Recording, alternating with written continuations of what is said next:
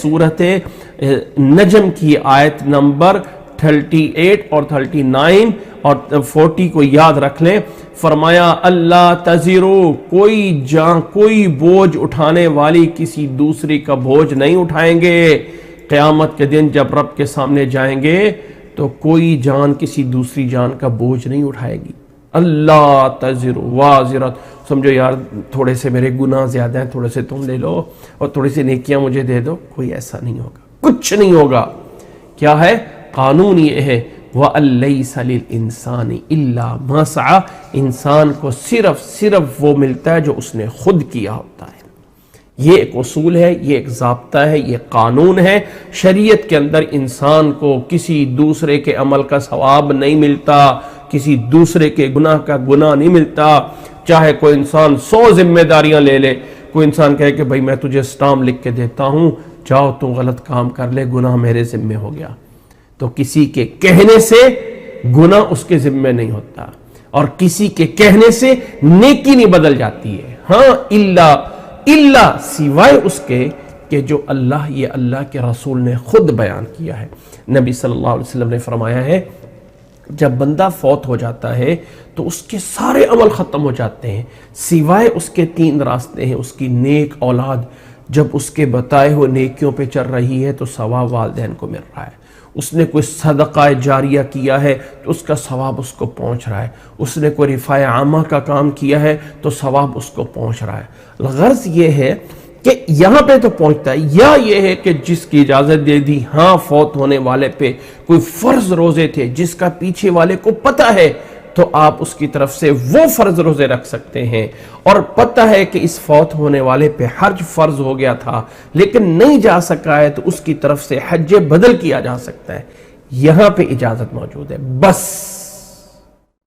इससे आगे अच्छा जी हमारे हक़ में वो दुआ भी कर सकते हैं, वो फौत होने वाले हमारे हक़ में वो सिफारिशें भी करते हैं, हमारे हक़ में वो ये भी करते हैं, या हम उनको कुरान मजीद पढ़ के बख्शना शुरू कर दें, या हम उनको जो है वो 70,000 दफ़ा या 1,00,000 दफ़ा ला इलाहा इल्लल्लाह पढ़ के बख्श दे, वो जन्नत से वो जहन्नम में भी हुए तो अल्लाह निकाल देगा।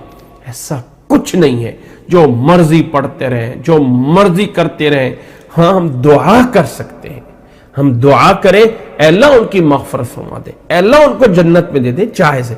लेकिन ये कहेंगे अल्लाह मैं 2 नफल पढ़ रहा हूं, मैं 10 नफल 100 नफल पढ़ रहा हूं, इसका सवाब मेरे नामा अमाल की बजाय उनके नामा अमाल में डाल दो या मेरे साथ उनके भी नामा अमाल में डाल दो, ऐसा जायज नहीं। वअलैसा लिल इंसानी इल्ला मा सआ।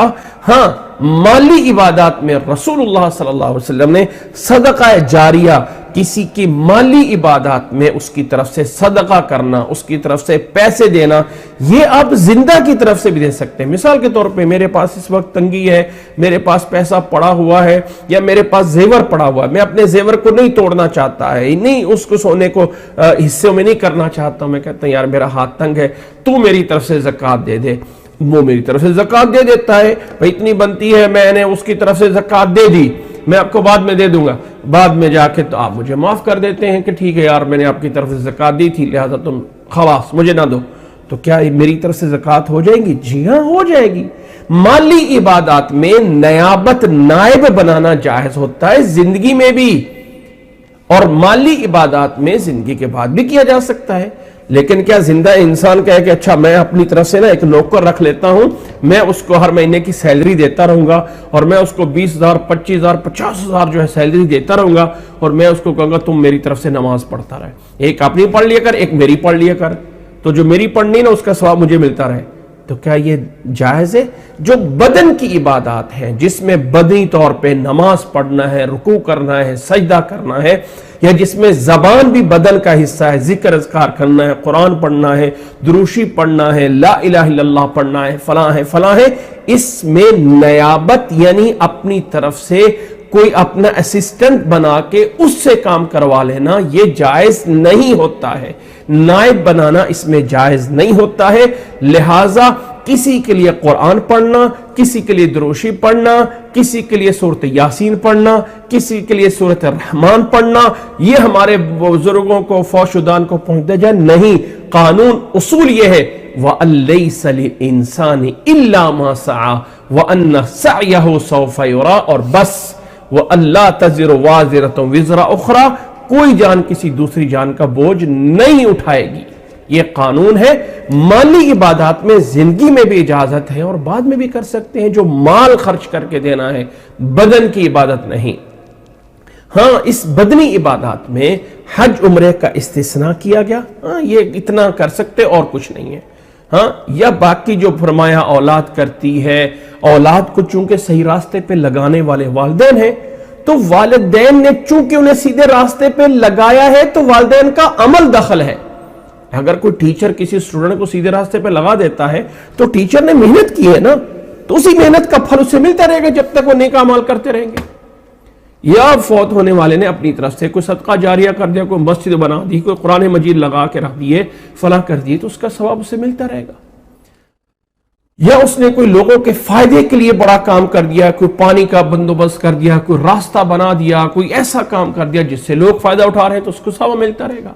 تو الغرض اس کے علاوہ قانون یہ ہے کہ ہمارا پڑھا ہوا قرآن خوانی، یہ ختم، یہ فلاں، یہ چہلم، یہ دیلم، یہ فلاں اور فلاں، کوئی چیز حدیث میں جائز نہیں ہے۔ یہ سب بدعات ہے، یہ سب رسوم ہے، اس میں کبھی بھی کسی طرح ثواب نہیں پہنچتا ہے۔